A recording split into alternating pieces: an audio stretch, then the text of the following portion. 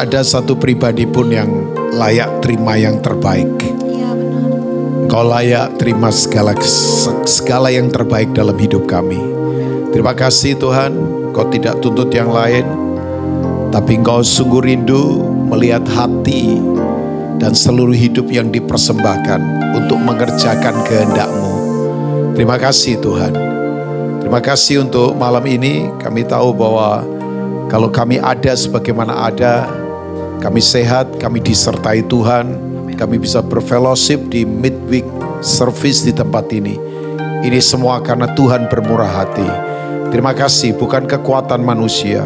Kalau kami didorong, ya ada dorongan yang kuat untuk kami ada di sini. Kami tahu bahwa sekali lagi ini pekerjaan-Mu sendiri Roh Kudus. Sekarang mari Engkau mengajar kami Tuhan. Lewat kebenaran firman-Mu, hamba-Mu terbatas. Dan hamba sadar tidak ada satupun manusia sehebat apapun dia yang bisa menguraikan firman-Mu, karena firman itu sakral. Firman itu transenden, sangat tinggi, sangat tidak bisa dimetodologikan oleh siapapun dan apapun. Firman itu sangat luar biasa. Firman itu sangat luas, sangat dalam, tidak terjangkau oleh pikiran kami. Tapi kami bersyukur Roh Kudus Engkau ada di sini. Engkau guru agung yang ajaib. Engkau yang sanggup membuat orang yang tidak mengerti jadi mengerti. Engkau yang membuat kami yang lemah dikuatkan. Engkau yang membuat segala sesuatu jadi hebat. Karena memang Engkau bekerja begitu luar biasa. Melampaui semua kelemahan kami. Bahkan ketika kami berkata pekerjaan kami terbatas. Tapi kami tahu berkat kekuatan-Mu jauh lebih besar daripada kelemahan pekerjaan kami. Dan Engkau yang sanggup untuk menolong kami. Bantu hamba-Mu untuk mengkomunikasikan firman-Mu dengan cara yang paling praktis dan sederhana. Hadirat-Mu ada di sini, semua materi apapun yang sudah dipersiapkan. Kalau tidak dalam pengurapan, semua tidak ada artinya. Itu hanya kata-kata kosong yang tidak punya tendangan apapun dalam kehidupan. Tapi kami tahu Roh Kudus Engkau mengambil alih semuanya. Engkau ada di sini. Terima kasih, urapi hamba-Mu, urapi kami semua. Dan kami kembalikan semua pujian hanya milik-Mu. Dalam nama Tuhan Yesus, yang lemah dikuatkan, yang sakit disembuhkan, yang gemetar ditegakkan. Tapi lebih penting di atas semuanya, kami bisa mengenal pribadi-Mu lebih dalam. Iman kami bukan pinjaman. Iman kami bukan apa kata khotbah atau apa kata orang. Tapi kami mengalami pengalaman bersama Tuhan. Terima kasih Bapak, kami buka hati dalam dan bagi kemuliaan Tuhan Yesus. Semua kita yang siap mendengar dan melakukan firman Tuhan. Mari katakan. Amin. Amin. Silakan Bapak Ibu semua duduk kembali. Shalom Bapak Ibu. Izinkan saya malam ini berbagi karena saudara, Pak Andres, saudara punya tema discourage. Ya bahasa Indonesianya adalah tawar hati. Ya, nah. Ya cocok sih kayaknya di tengah situasi yang sedang begini. Tapi kan kita jangan putuskan ada di situ kan. Ya kan? Bolehlah semua lagi tawar hati, tapi kan kita enggak, harusnya. Ya harusnya. Karena kita punya Tuhan yang memang luar biasa. Nah kita coba ke 2 Korintus 4 sebentar. Ayat 16 sampai 18. Kalau yang menulis ini Rubin Ong ya saudara ragukan. Kalau yang menulis ini Pak Mul ya mungkin bisa diragukan juga. Kalau yang menulis ini misalnya manusia biasa, saudara ragukan. Tapi ini yang menulis rasul penderitaan. Ya, rasul yang memang mengalami penderitaan. Makanya kalau Bapak Ibu nanti baca di ayat-ayat awal, ya bahkan Paulus berkata begini, tiap hari ini hidup kami seperti diserahkan ke maut. Ya, kalau saya pakai bahasa, dulu saya sebelum bersama Kristus kayaknya semuanya oke banget. Tapi setelah saya kenal Tuhan, saya dikejar-kejar kayak anjing, saya kedinginan. Bahkan nanti di ayat-ayat awalnya dia bilang begini, kita ditindas tapi tidak terjepit. Ya, kita habis akal tapi tidak putus asa. Bukan hilang akal ya, kalau hilang akal gila itu namanya ya. Nah, kami ditindas tapi nggak terjepit. Kami kami hilang akal tapi kami nggak putus asa. Ya sementara maaf ya kalau nggak hati-hati kekristenan sekarang kayak itu. Kalau nggak hati-hati, saya berharap di sini nggak. Kekristenan sekarang kayak itu, romantisme picisan, bunga cinta murahan. Kalau nggak hati-hati, ya. Sebab kan banyak orang Kristen sekarang Gara-gara hal sepele saja bisa tinggalin Tuhan. Ini orang-orang yang, makanya kalau saya bilang ya, tulisannya Paulus itu menurut saya powerful sekali. Dan ya gak jadilah, saya gak mau ngomong ke sana, nanti lebih tajam lagi ya.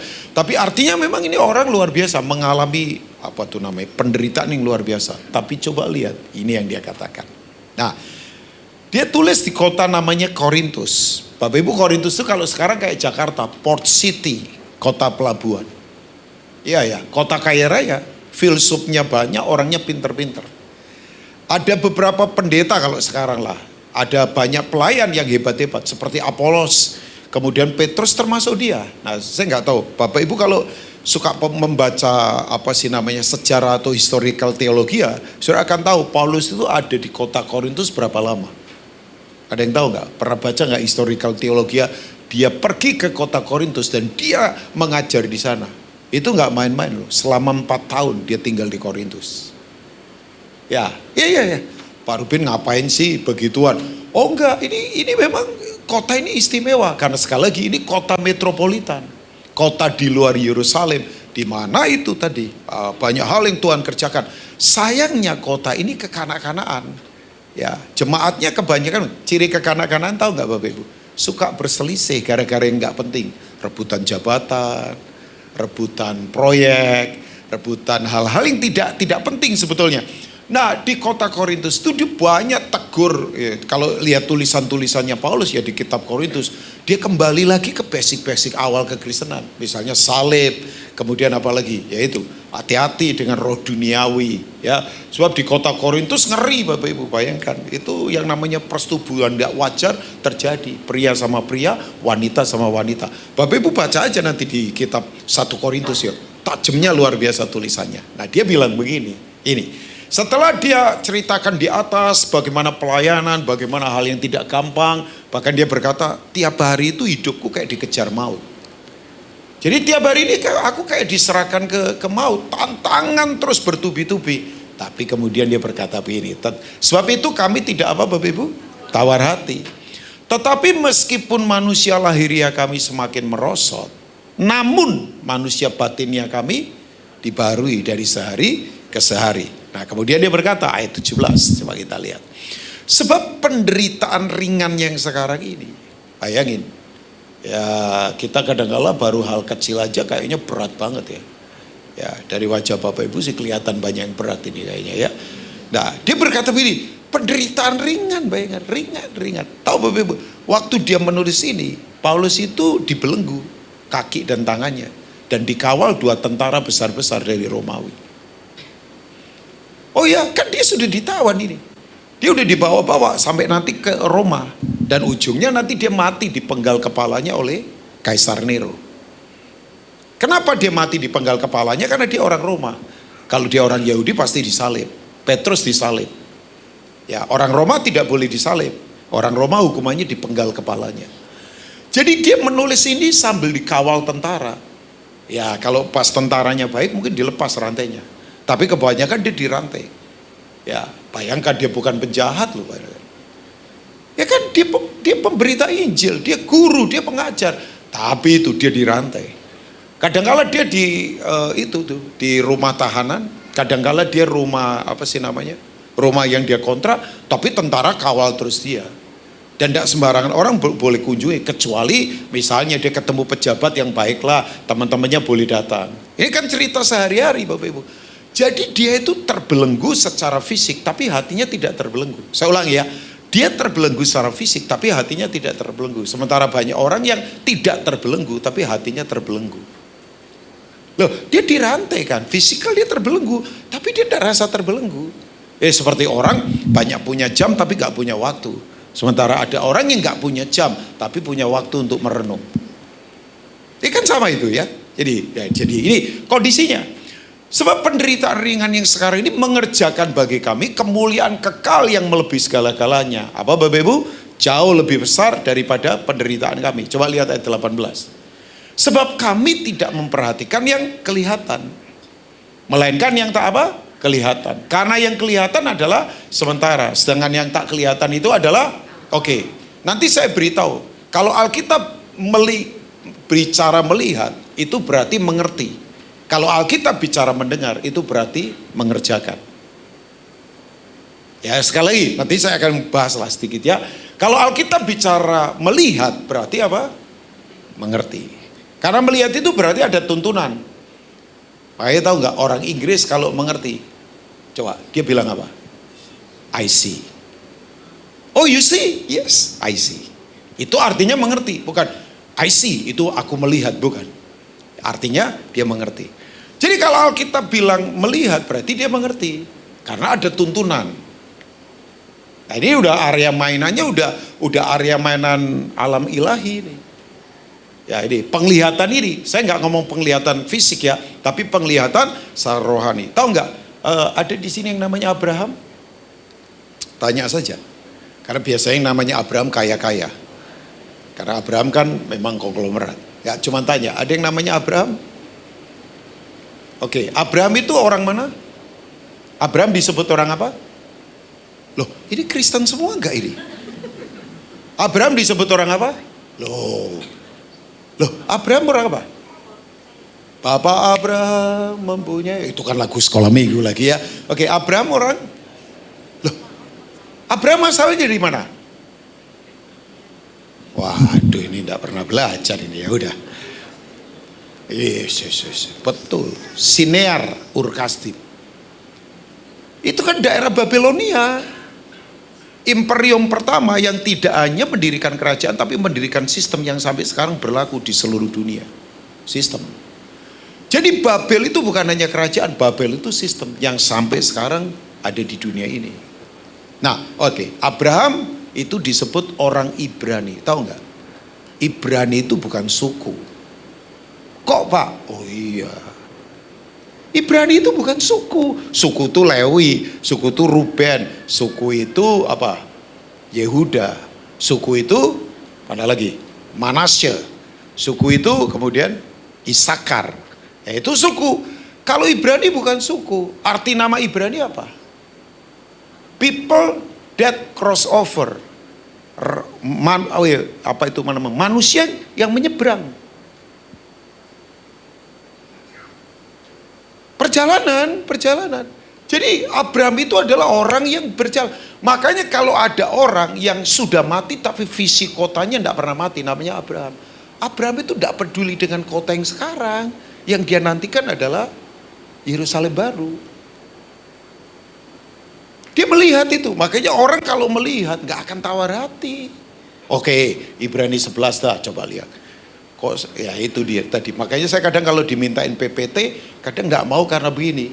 Persiapannya ini khotbahnya lain ya itu ya. Jadi Ibrani 11 coba lihat. Nggak tahu ayat yang keberapa itu? Ayat 10 mungkin. Coba lihat ayat 10. Boleh ya ayat 10. Nah ini. Sebab ia menanti-nantikan kota yang mempunyai dasar yang direncanakan dan dibangun oleh Allah.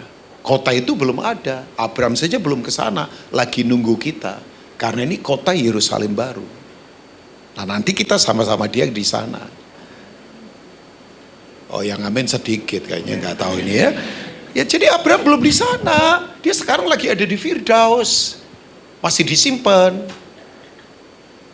Kan udah dipisah yang percaya dan tidak. Nah ini nanti dia akan ke sana namanya Yerusalem baru.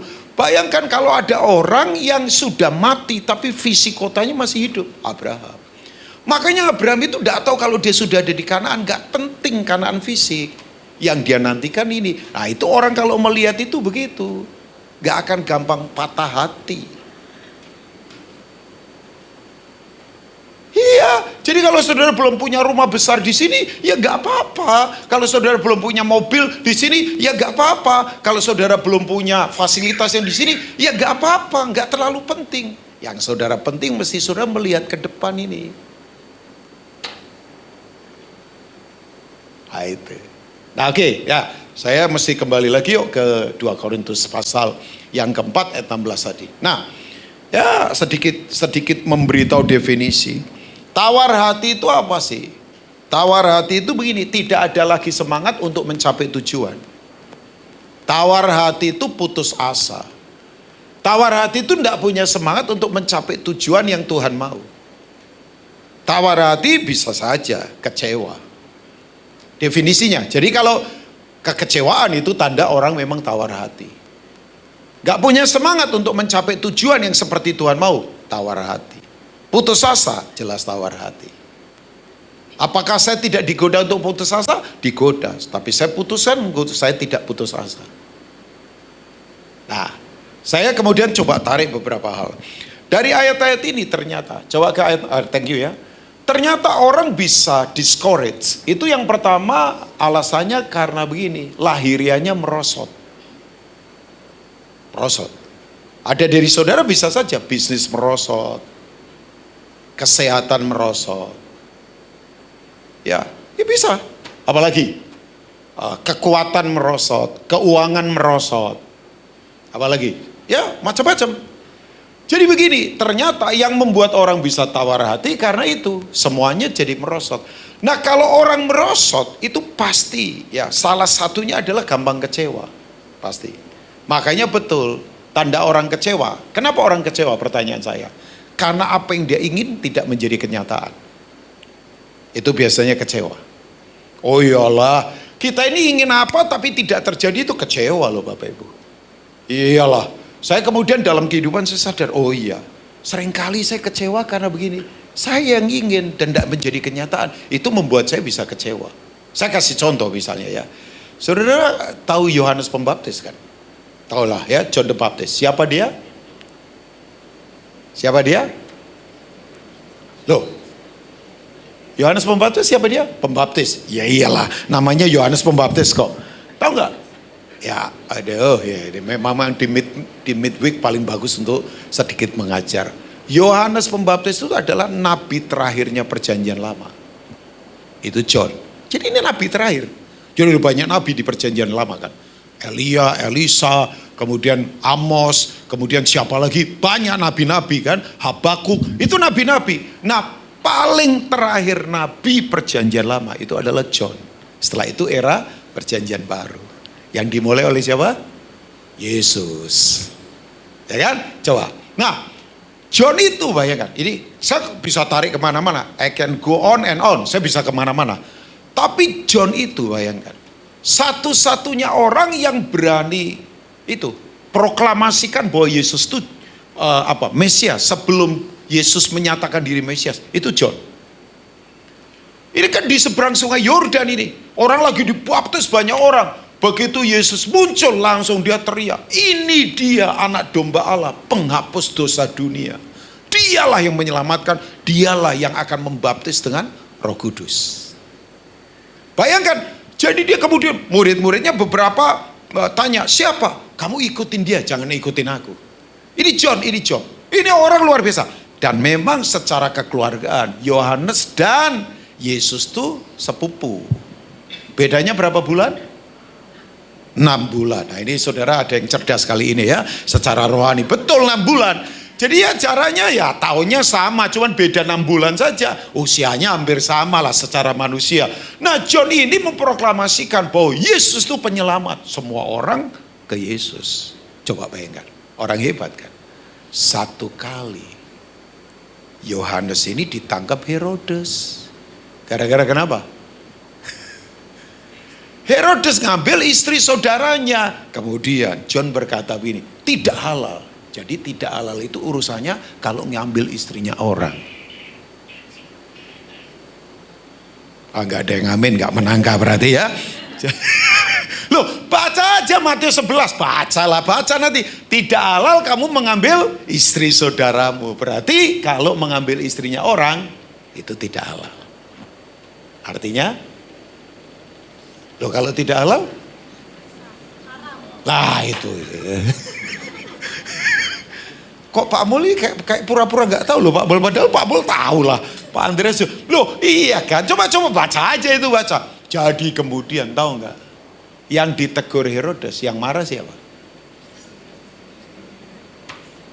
Namanya siapa?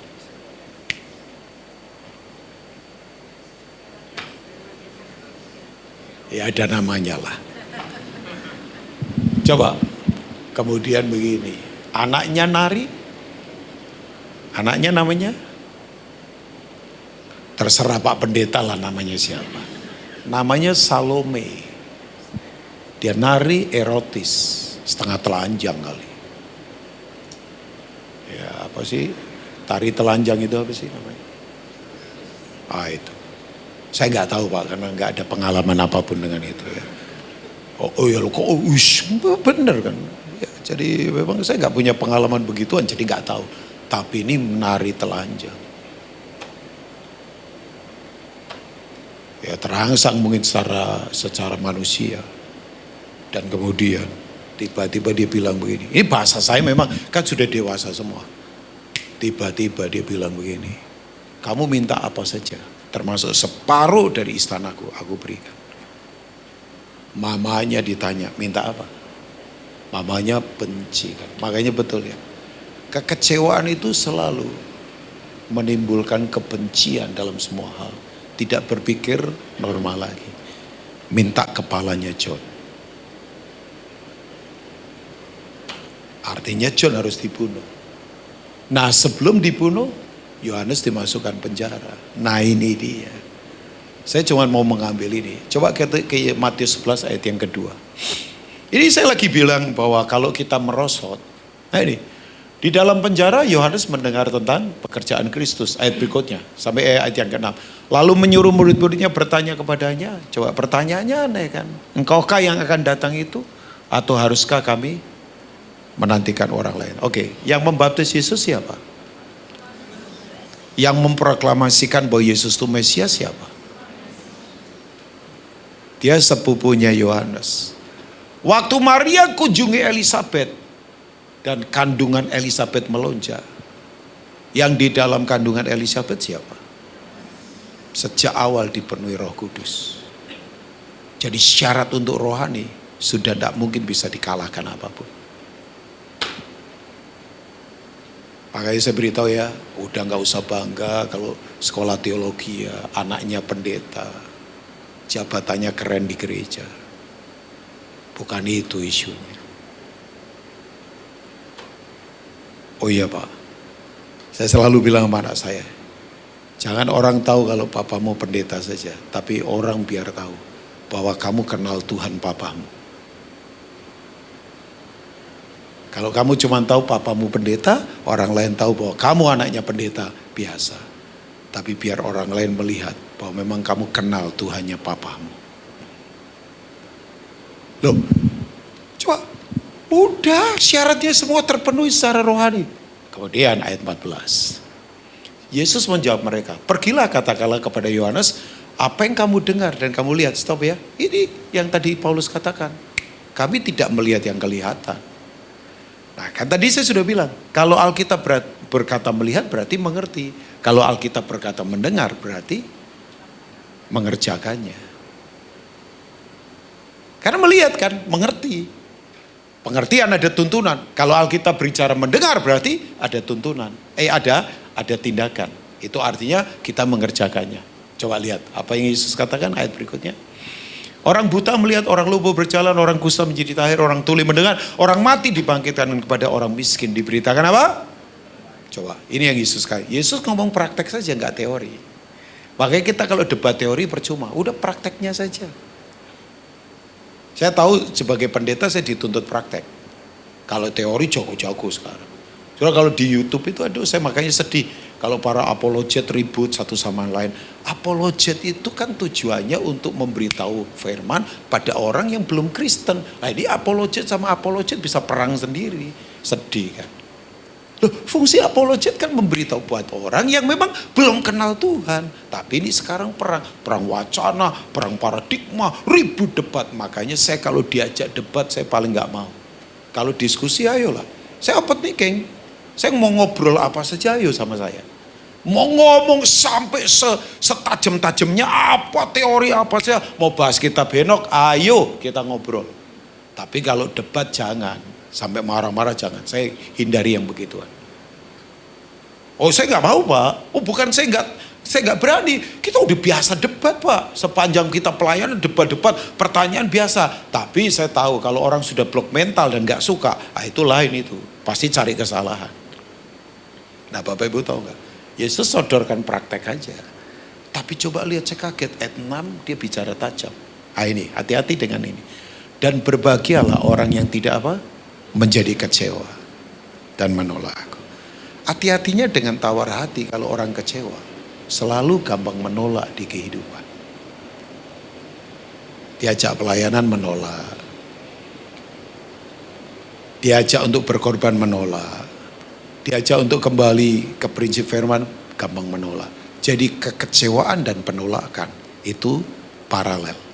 Makanya saya kalau lihat ya, ada orang dinasihati gampang menolak, saya tahu hatinya kecewa. Loh, ini kan tidak usah ditafsirkan dalam-dalam, udah. Ya, oke. Sekarang yang kedua, orang kenapa bisa tawar hati? Coba ke ayat 17 dari 2 Korintus 4, aja ya. Ya, saya kembali aja ke 2 Korintus 4, cuman saya tambah-tambah aja beberapa hal ya. Ayat 17 dari 2 Korintus 4 tadi. Nah ini dia, thank you multimedia. Sebab penderitaan ringan yang sekarang ini. Oke, yang kedua, orang bisa tawar hati karena memang menderita. Ya, menderita. Nah, saya tahu penderitaan gak gampang dihadapi. Saya kasih contoh ya, saya kasih contoh. Nanti Bapak Ibu baca aja lah. Saya nanti kebanyakan ayat lagi baca ya. Bapak Ibu tahu peristiwa di Yohanes pasal 5 enggak? John chapter 5, ada yang tahu? Masih ingat? Peristiwa?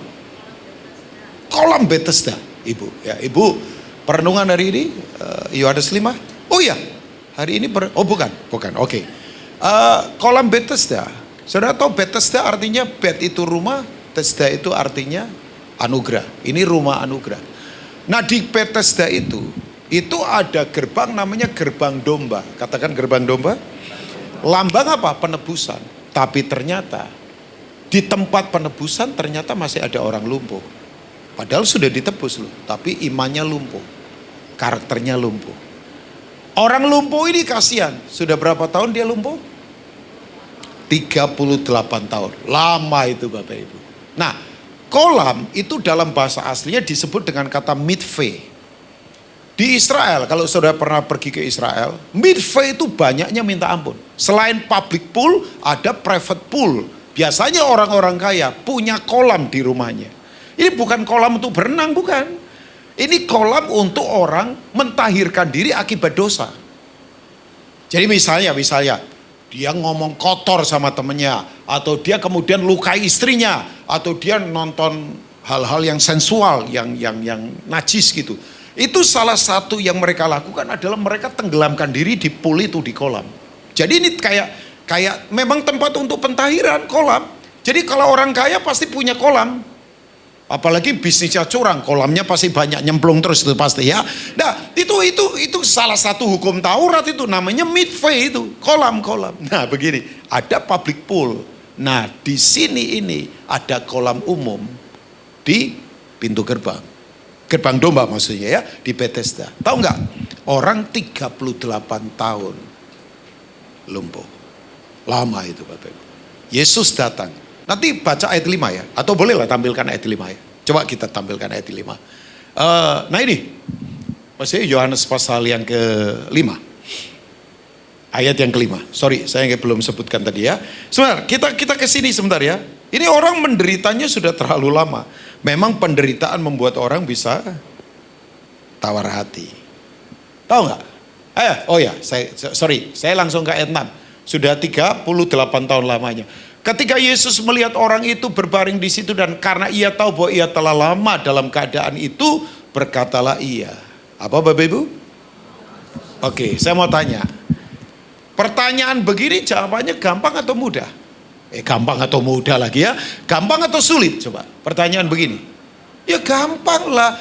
Pertanyaan begini kan jawabannya cuma 2. Iya, mau atau tidak.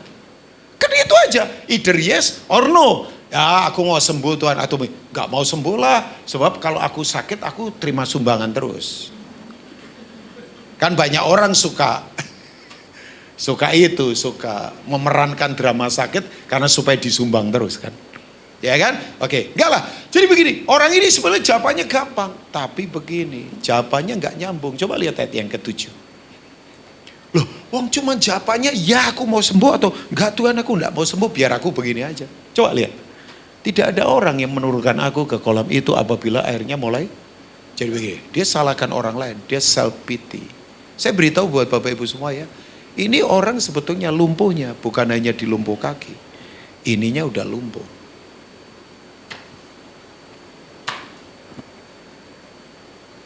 Loh, Yesus tanya begini, saya kadang bertanya, kenapa Yesus gak langsung jamah aja sembuh gitu? Kan udah 38 tahun. Mungkin Yesus juga tahu begini, mungkin ini dia sudah putus asa. Yesus kan tinggal, udahlah, kan Yesus Maha Kuasa, yang setuju katakan amin.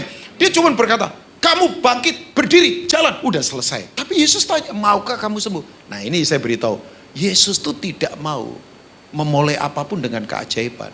Dia maunya memulai semua hal itu dengan kemauan iman, supaya iman orang itu bangkit. Saya ulangi ya, Yesus gak mau memulai segala sesuatu itu cuma dengan keajaiban terus. Dia mau supaya lewat apa yang dia alami orang ini punya kemauan iman untuk bangkit. Sayangnya, nah pertanyaan saya, orang kalau terlalu lama menderita memang bisa tawar hati. Ya, kalau saya boleh berkata begini, dia self pity banget. Dia bilang begini, gak ada orang yang tolong aku. Jadi begini, hatinya sudah di kolam. Saya nggak tahu saudara sekarang ini mungkin hidup saudara sudah ditaruh kolam bisnis saudara, kolam deposito. Sementara kolam-kolam ini lagi digoncang sekarang.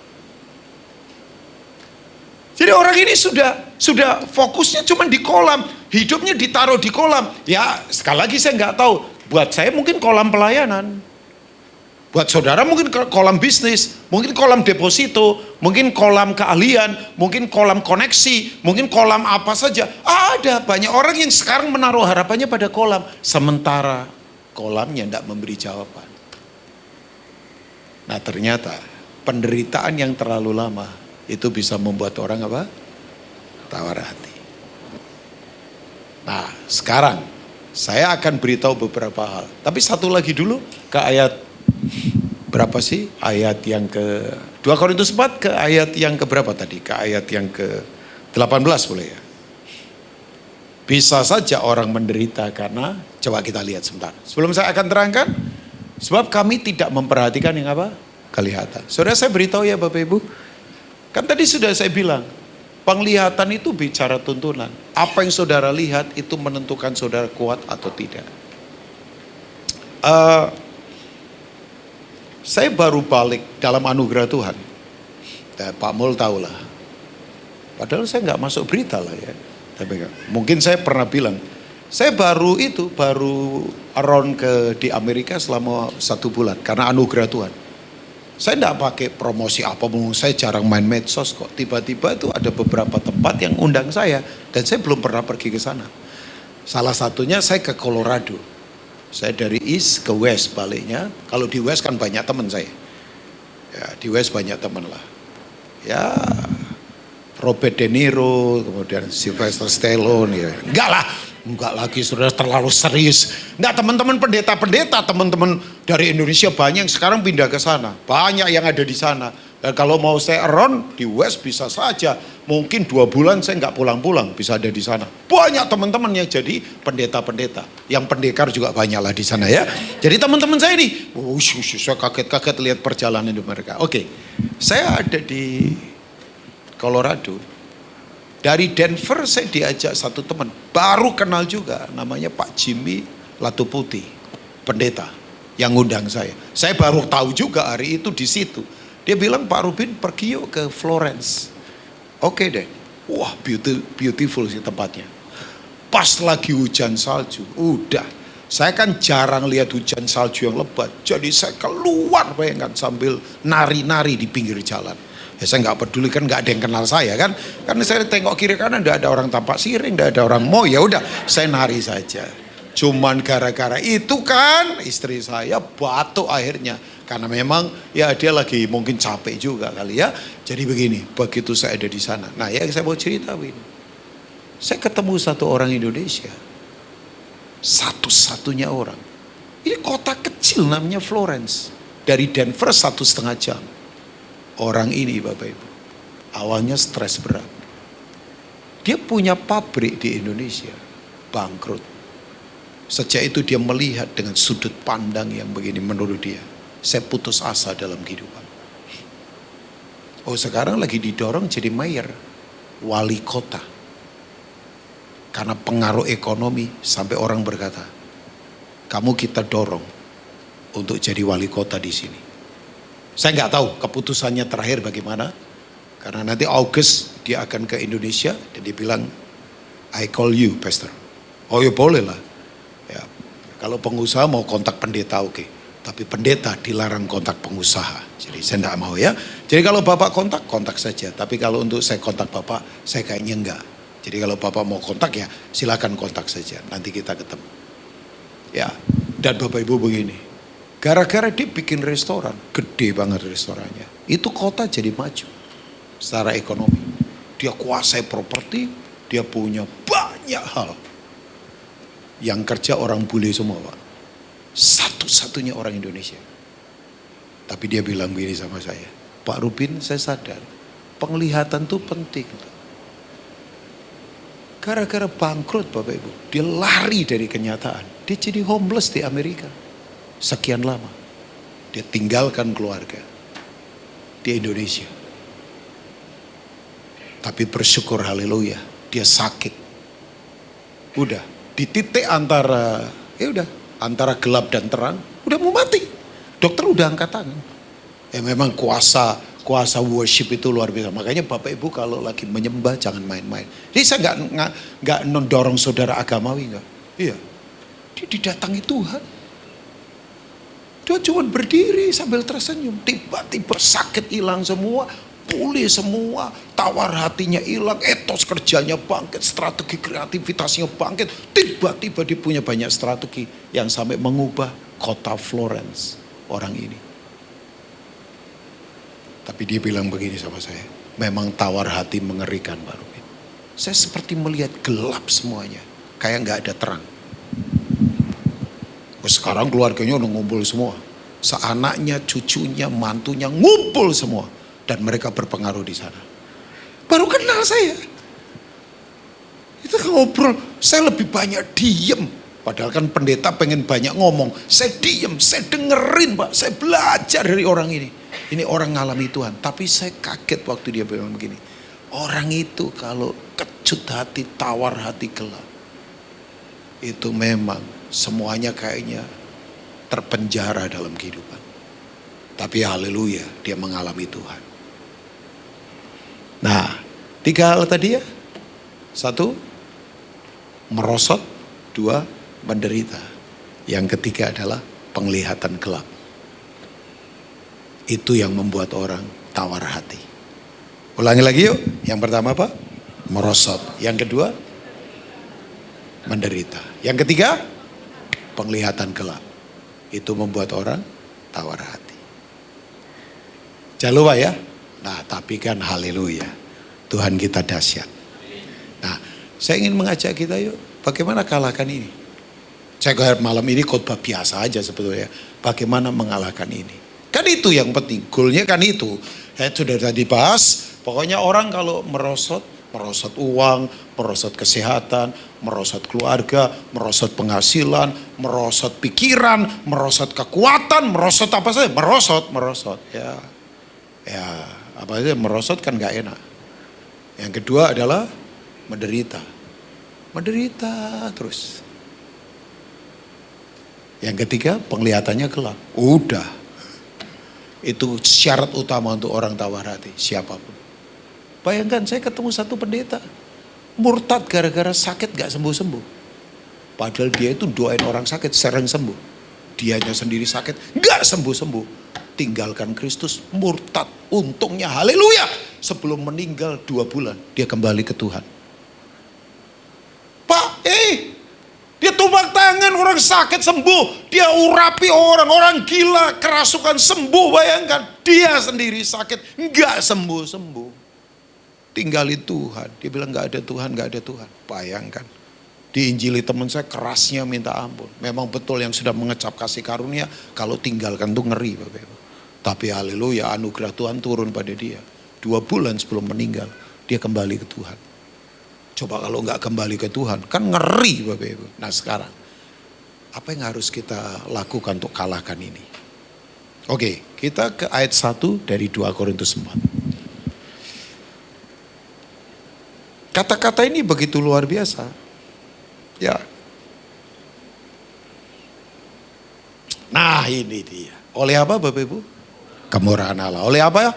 Kemurahan Allah. Kami telah menerima pelayanan itu. Karena itu kami apa? Jadi begini, kekuatan inilah yang harus kita miliki. Kok gampang Pak Ruby? Gak gampang. Kalau saudara gak rendah hati, sulit terima ini. Sorry ya, orang sombong gak bisa hidup dalam anugerah. Hanya orang yang rendah hati yang bisa hidup dalam anugerah.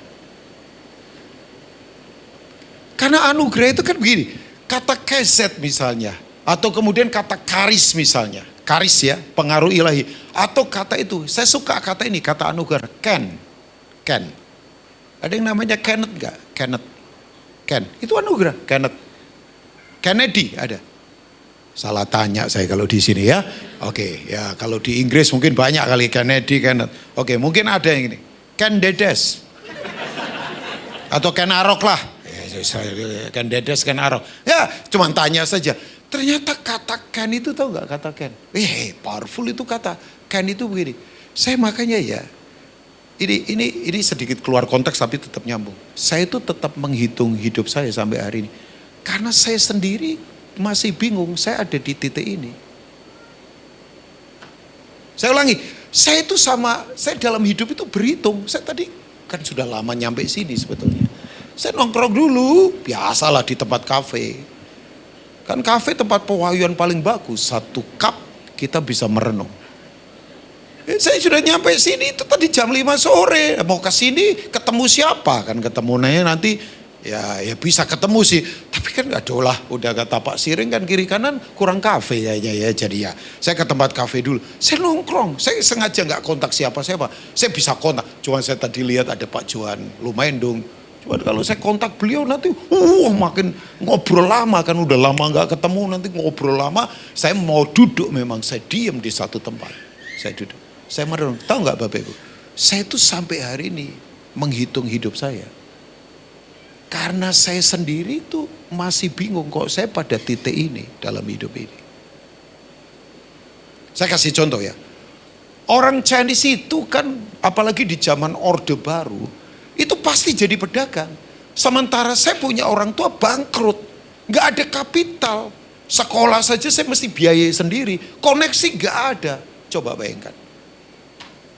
Sampai saya bilang, ini mau kemana ini ke depan? Makanya saya kalau di titik ini, ya bukan saya sudah ngukur saya sukses, masih jauh banget. Saya tidak ngukur sukses dari apalah, besar, fasilitas. Enggak. Sukses cuma satu, mengerjakan kehendak Tuhan. Di luar itu enggak ada kata sukses kalau enggak mengerjakan kehendak Tuhan. Makanya saya masih berhitung sampai hari ini. Di titik ini saja saya masih bingung. Kok saya ada di titik ini? Makanya saya ngitung waktu, saya ngitung hidup. Saya tidak sembarangan nonton, saya tidak sembarangan ngomong, saya tidak sembarangan pakai uang, saya tidak sembarangan berkeluarga seenaknya, saya tidak sembarangan mengkhianati teman, saya tidak sembarangan dalam karakter, saya tidak sembarangan untuk mempermalukan keluarga, saya tidak sembarangan untuk kemudian ngatain orang dengan sembarangan, saya tidak sembarangan, karena di titik ini saja. Saya tahu saya ada di titik ini, saya masih bingung loh. Apa itu namanya? Kasih karunia. Nah maksud saya begini, kasih karunia itu susah dilogikakan. Susah dilogikakan, tapi nyata. Oke, 1 Korintus 15 ayat 10. Coba. Ini Paulus lagi, ini tetap di Korintus ya. Tiba-tiba ayat ini muncul di kepala saya. Nah saya tadi lupa, katakan itu begini. Ini. Wah. Tetapi karena kasih karunia Allah, aku adalah sebagaimana aku ada sekarang. Dan kasih karunia yang dianugerahkan kepadaku tidak apa? Sia-sia. Sebaliknya, aku telah bekerja lebih keras daripada mereka. Tetapi bukannya aku, melainkan apa? Coba. Orang yang hidup dalam kasih karunia itu tidak pernah mengizinkan keakuan sedikit pun menguasai dirinya. Siapa Paulus? Rasul besar. Tapi siapa Paulus? Penderitaannya berat. Kita nggak ada apa-apanya Bapak Ibu. Ada yang pernah terapung di tengah-tengah laut 3 malam? Enggak, cuma tanya saja, siapa tahu saudara ada yang terapung di tengah-tengah laut. Oke. Saudara tahu nggak? Paulus itu terpaksa puasa karena nggak ada makanan. Kalau saudara kan dari wajahnya dipaksa puasa karena pergumulan hidup. Atau karena program gereja GPI tanpa sireng. Ya nggak apa-apa juga. Kadang memang gereja perlu ada karunia pemaksaan. Walaupun nggak ada di Alkitab itu ya. Orang dipaksa-paksa lah supaya dekat dengan Tuhan. Kadang-kadang ada karunia pemaksaan. Bagus juga. Kalau nggak dipaksa nanti ndablekan. Oke. Paulus. Tahu nggak dia bilang. Karena Kristus aku kehilangan semua. Ya itu ya tadi. Aku dikejar-kejar kayak anjing. Aku ditelanjangi. Aku dipermalukan. Tapi kenapa orang ini kuat? Nah, saya beritahu buat Bapak Ibu semua. Kasih karunia, ini bahasa saya terbatas ya. Tapi tolong, saya yakin Roh Kudus terjemahkan ini buat Bapak Ibu semua. Orang hidup dalam kasih karunia itu ini. Berpindah dari kemampuan manusia pada kemampuan Tuhan. Orangnya harus rendah hati. Oke, Ibrani 4 ayat yang ke-16. Saya hafal ayat-ayat ini. Karena ini ayat favorit saya. Oh, semua favorit. Tapi ini ayat-ayat ini saya hafalkan sampai hari ini. Saya kan penghafal ayat Bapak Ibu. Dan ada beberapa ayat yang memang saya pegang betul-betul. Ini menjadi kekuatan saya. Sebab itu marilah kita dengan penuh apa? Keberanian. Menghampiri kasih karunia itu punya tata. Jadi ini milik raja. Kerajaan yang tidak tergoncangkan. Biasanya kan Injil kasih karunia. Ini tata kasih karunia loh, bayangkan. Satu-satunya ayat di Alkitab yang berkata kasih karunia itu punya tata. Supaya kita menerima apa? Rahmat. Katakan rahmat. Saudara tahu rahmat di sini? Adikodrati. Gak masuk akal. Tapi masuk. Gak mungkin, tapi mungkin. Bukan pertolongan dari Xi Jinping, Donald Trump. Bukan pertolongan dari Putin. Bukan. Bukan pertolongan dari Pak Prabowo. Ini pertolongannya dari tata. Yang begitu hebat. Dan menemukan kasih karunia itu mendapat pertolongan kita pada waktunya. Saudara, makanya betul di dalam kasih karunia. Saudara tidak usah takut. Tuhan memang kadang lambat, tapi tidak pernah terlambat. Kalau manusia sudah lambat, terlambat melulu. Makanya ikut Tuhan paling enak. Deg-degan tapi nikmat. Nah itu. Ya, nikmatnya tapi deg-degan. Deg-degan tapi nikmat. Jadi kalau saudara sekarang ada yang deg-degan, gak apa-apa. Kan jantung bagus kalau sedikit deg-degan ya. Ya kan? Tenang-tenang tiba-tiba hilang kan gak enak ya saudara. Jadi begini. Yuk yang tawar hati kembali yuk hampiri tata kasih. Penuh keberanian, katakan penuh keberanian. Makanya betul.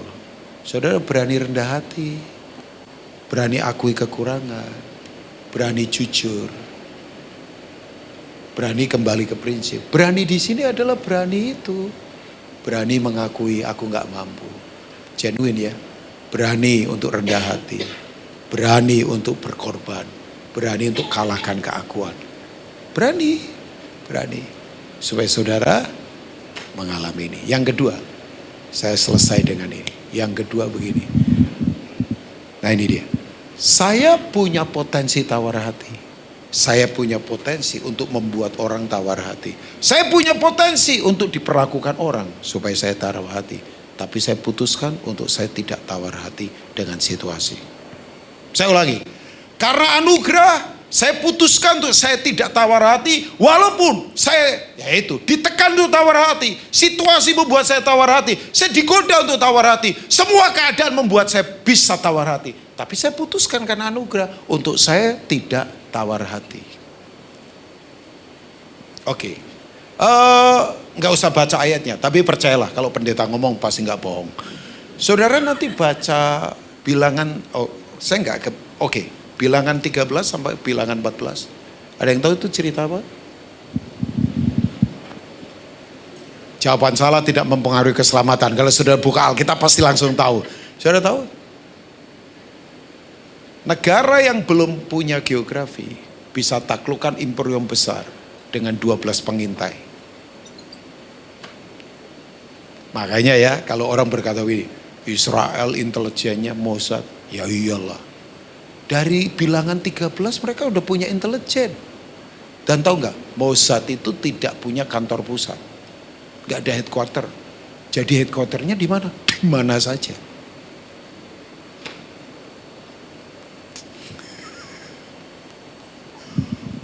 Oh iya, itu di bilangan 13, bayangkan. Impor yang besar dimasuki 12 pengintai tanpa bantuan tentara. Pulang bawa anggur setandan.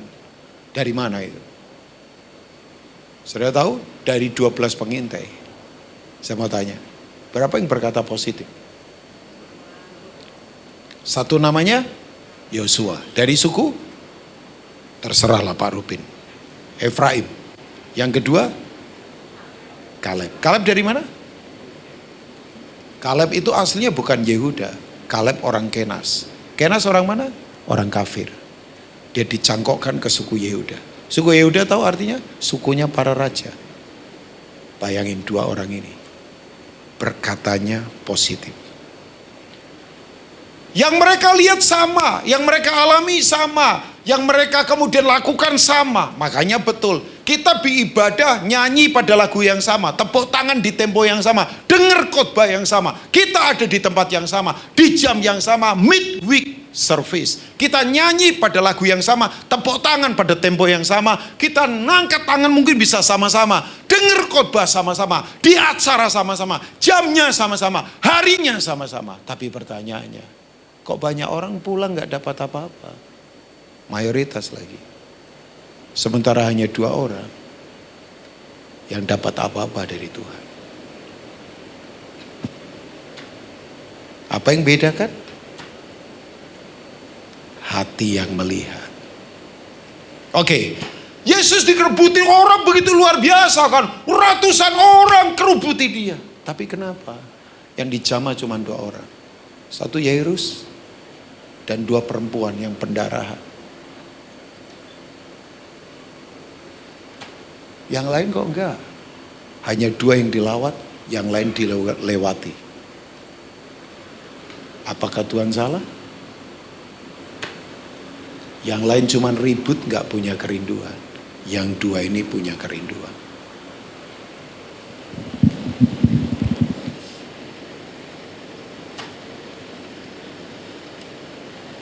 Ya. Nah, saya mengajak saudara yuk. Oke.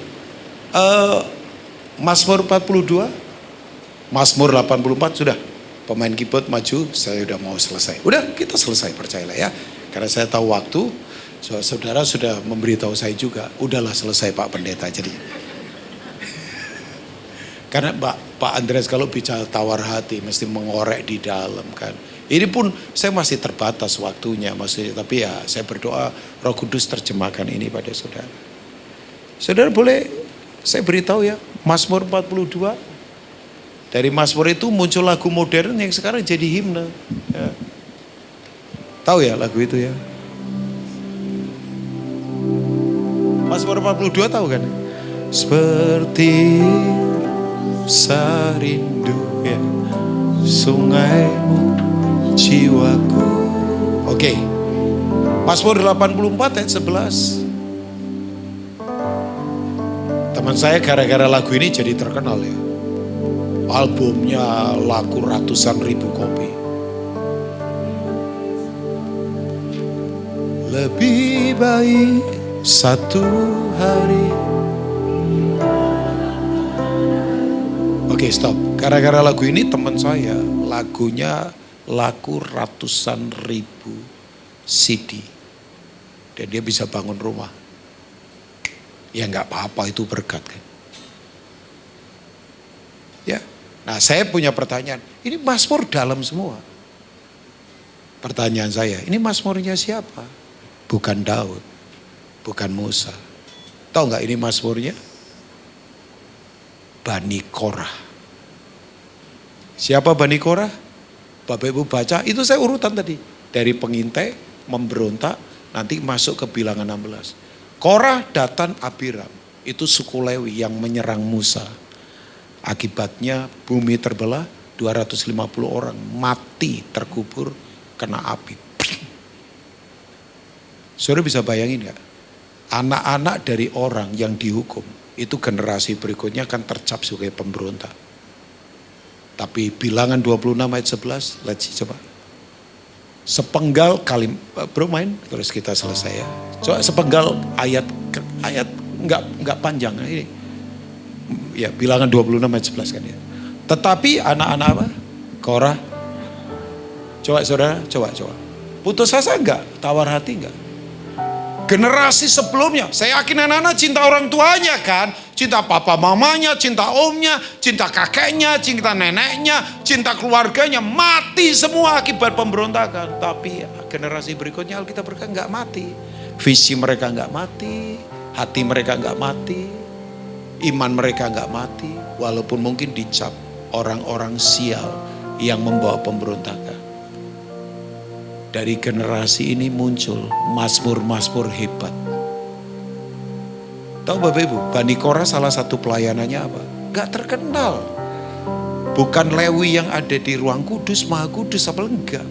Mereka itu menyediakan air untuk pembasuhan setelah domba disembelih.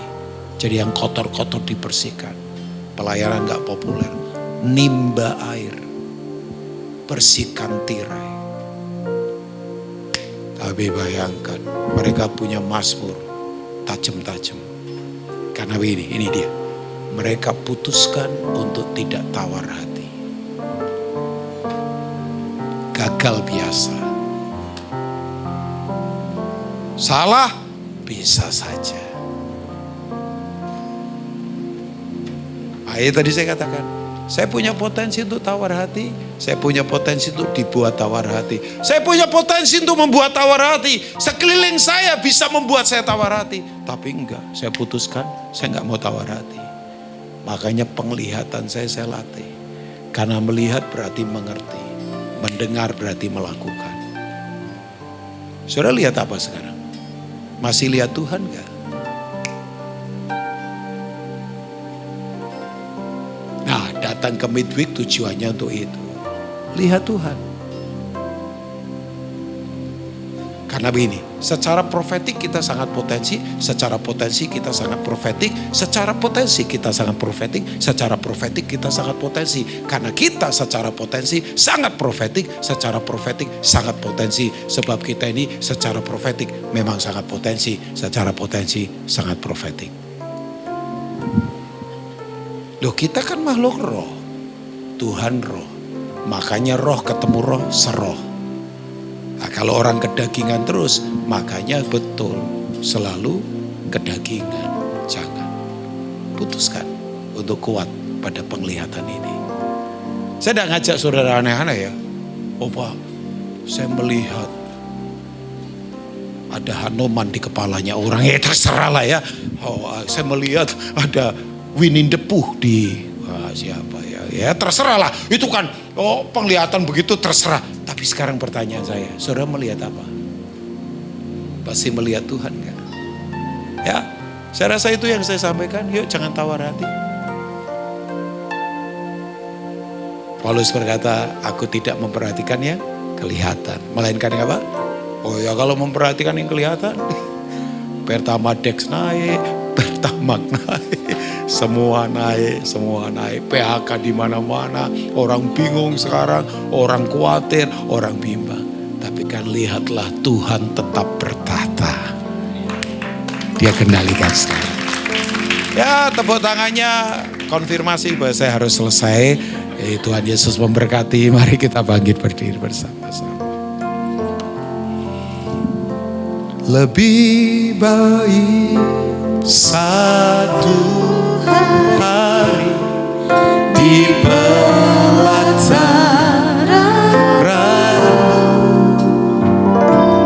daripada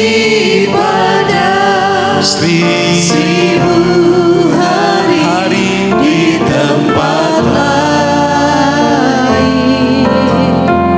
Oh yes. Aku memujimu, aku menyembah.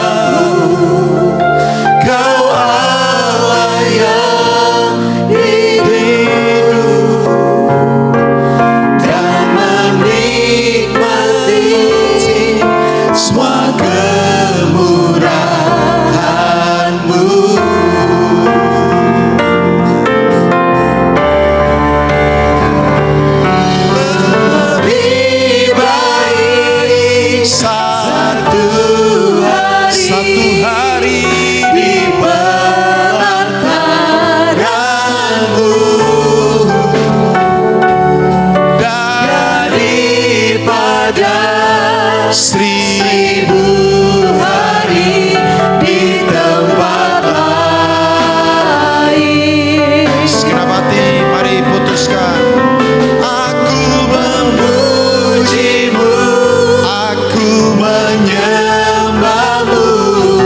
Kau Allah yang hidup dan menikmati semua kemurahan-Mu. Sekali lagi, segenap hati.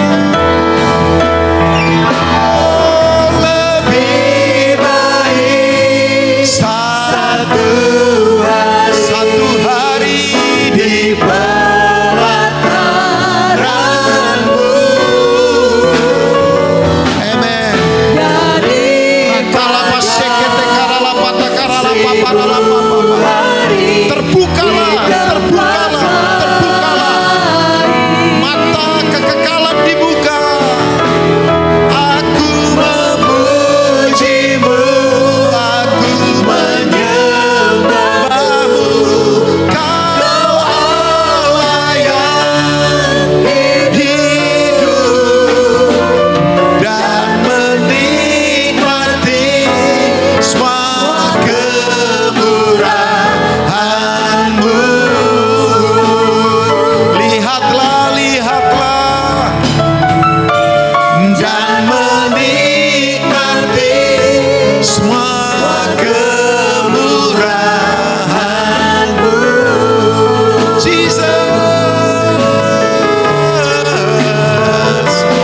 dan menikmati semua kemurahan-Mu. Karalapata kasekete karalapapa. Hikaralapata kasekete karalapapa. Mari berbahasa roh. Karalapata kasekete karalapapa. Kiralapapa. Sekata karalapapa. Kiralapata kasekete. Sakoto koralapapa.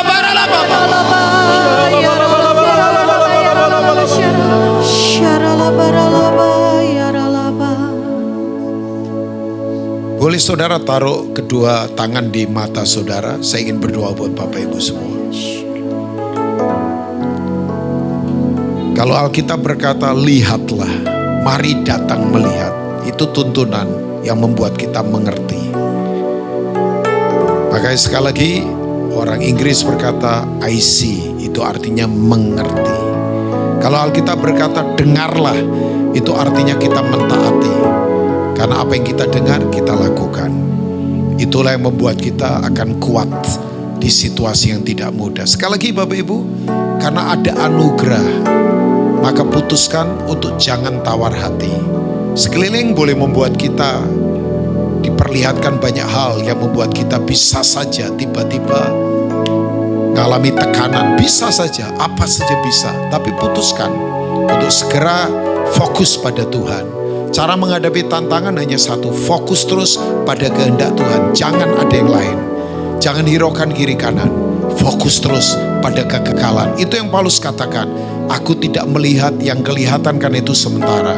Aku memperhatikan yang tidak kelihatan karena itulah yang kekal. Itulah kekuatan kita. Tuhan, hamba berdoa. Sementara kami taruh tangan kami di mata kami. Biar ini menjadi prophetic action, bukan hal biasa. Terbukalah mata, terbukalah untuk kami melihat tahta Tuhan, melihat pertolongan Tuhan, melihat keajaiban Tuhan, melihat kuasa Tuhan, melihat anugerah Tuhan, melihat hikmat Tuhan, melihat kedahsyatan Tuhan, melihat Tuhan berperkara, melihat Tuhan bertata, melihat bahwa kemuliaan Tuhan begitu luar biasa. Kami tidak mau terintimidasi, karena orang terintimidasi selalu melihat masalah, penyakit, kebutuhan lebih besar dari Tuhan. Yang kami lihat Tuhan lebih besar daripada apapun. Tuhan dahsyat. Hari ini hamba berdoa penglihatan kekekalan kami dibuka. Kami pulang dari tempat ini, kami akan terus memikirkan Engkau Tuhan. Kami terus akan merenungkan firman-Mu. Dan kami akan terus hidup dalam kekuatan-Mu. Sekali lagi, yang putus asa dikuatkan kembali, yang jatuh dibangkitkan bangkitkan kembali. Yang sekarang ini tawar hati, kobarkan kami untuk semangat menyala-nyala seperti Yosua dan Kaleb. Perkataan mereka berbeda, sikap mereka berbeda, hati mereka berbeda, kekuatan mereka berbeda. Mereka ada di momen yang sama, tapi sudut pandang, cara berkata, cara bertindaknya berbeda. Karena mereka hidup dalam anugerah Tuhan. Berkati setiap kami.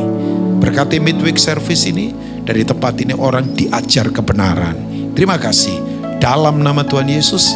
Haleluya. Mari saudara-saudara kita siapkan hati, kita angkat kedua tangan kita. Kekasih-kekasih Tuhan Yesus, pulanglah dan terimalah damai sejahtera, sukacita, kasih karunia melimpah dari Allah Bapa di sorga, di dalam anaknya yang tunggal Tuhan Yesus Kristus, dan persekutuan yang manis oleh Roh Kudus, mulai dari hari ini, besok, bahkan sampai Tuhan Yesus menjemput kita semua di awan-awan yang permai, dan sampai selama-lamanya. Mari katakan, amin. Tuhan Yesus memberkati.